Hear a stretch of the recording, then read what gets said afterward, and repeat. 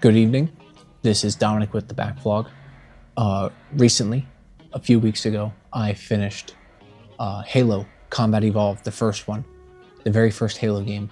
And I believe the version I played of it was the 10th anniversary edition. It's the one that's on the Master Chief Collection on Steam, because that's how I played this. And I loved it so much.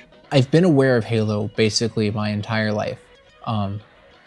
And I remember, like, as a kid, my uncle had this game and he had it on the Xbox, and I remember like how heavy Master Chief felt, and that first level, that kind of reminds me of the opening scene of Star Wars Episode 4 with the Empire invading the Rebel ship, the hangar or whatever, and the Covenant invasion of, I believe, the Autumn, it's called, is very similar to that. And like, that's always what I think of, like when you go through those corridors and like everything's going on. That's always what I'm reminded of. I love that. And then years later, I kind of grew up more with Halo Reach. Halo Reach is really the only Halo game I've actually finished.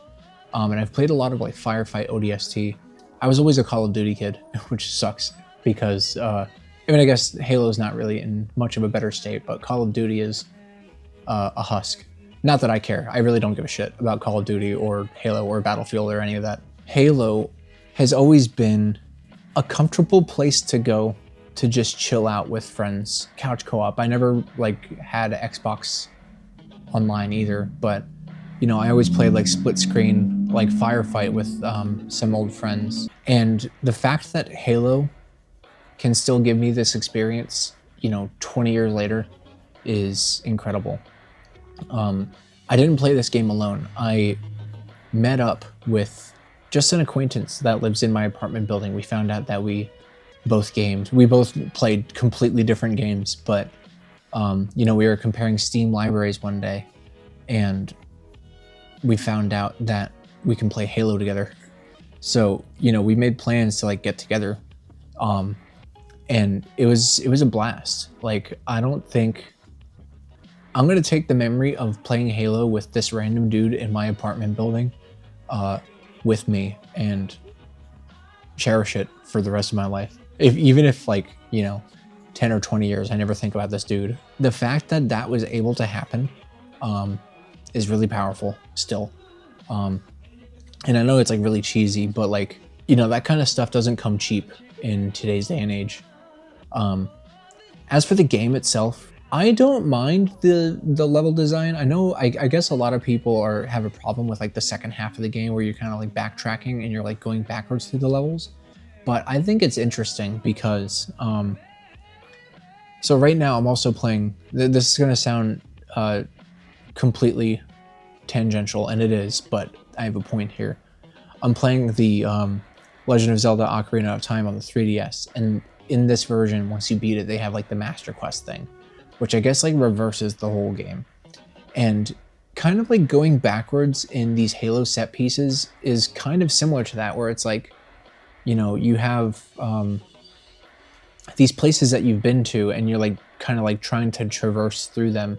And a lot of them are mazes, and now you're doing it backwards. And I think that's really interesting, honestly.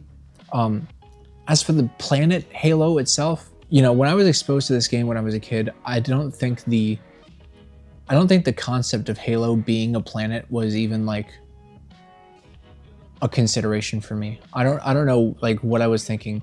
And the fact that like, I guess you're playing as American soldiers, I never even like considered that.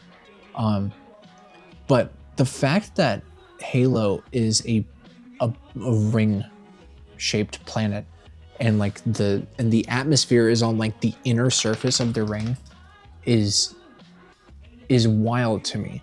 Like, now that I'm like old enough to really comprehend this surrealist imagery and like really appreciate it, I really appreciate like just the alien nature of it, is bonkers. It's absolutely bonkers, dude.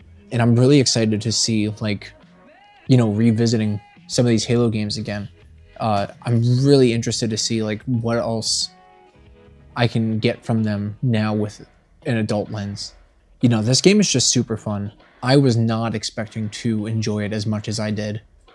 This is honestly one of the standout games from this year, and I don't know if it's because of the game itself or because of the personable experience that I had with it, or just the history that I've had with it, just like coming like all rushing towards me. I wanted to make a quick addendum to this, so excuse the possible lighting change and clothing change, but I completely forgot to talk about the Flood, because I had never really made it that far into Halo. I think the place that I stopped at on a playthrough that I did with an old friend of mine years ago was at the library, which I think was like the level like right before the Flood, and I'd only ever heard of the Flood by name, and frankly, I always thought they were like, they started in Halo 2. I don't know why, I was just under that impression.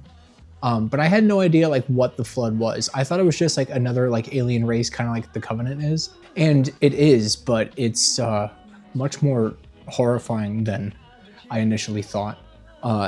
They're like a grotesque like Half-Life headcrab looking alien species that like they take control of like a host, and the way that they like zombify them, and the gross contorted ways and like bloated fleshy masses that they look is disgusting and horrifying. Like Tetsuo, or yeah, I think his name is Tetsuo Akira, or I don't know. There was something else I'm thinking of, but I think Tetsuo is probably the best analogy to the grotesque nature that is in Halo. Yeah, so like the Flood turns Halo from a first-person shooter like to a survival horror, and it's completely unexpected. I had no idea. That floored me. That was incredible. That's mostly all I have to say. That being said, with my bare knowledge of Halo as a franchise, I don't think I am quite against the fact that it is coming to PS5. I think the novelty of that is really interesting, and I do think, you know, from the gameplay with the engine it's built in, it does look a little bit generic, which is a shame. But I am definitely interested in getting it because the campaign by itself is like, it's a fantastic campaign. And I don't know about any of the other stuff on it, but because I don't really use the internet too much, I don't know the conversation around this. It seems like it's pretty negative, and I don't know. I guess I'm glad I'm not in the camp where I can't be excited about it. Not to say I am super excited about it, but it is something that like I'm at least intrigued by. Perhaps if the reception is good, I will pick it up whenever it's like cheaper. I'm definitely not gonna go out of my way and buy that full price. That's not really on my agenda or my priority list, but I am definitely interested in it. So I don't know. We'll see how Halo Campaign Evolved goes and where the Halo franchise continues to go from here. Or my reaction to future Halo titles as I play them, hopefully with my neighbor again. We'll see. That'll be really fun. Stay tuned for that.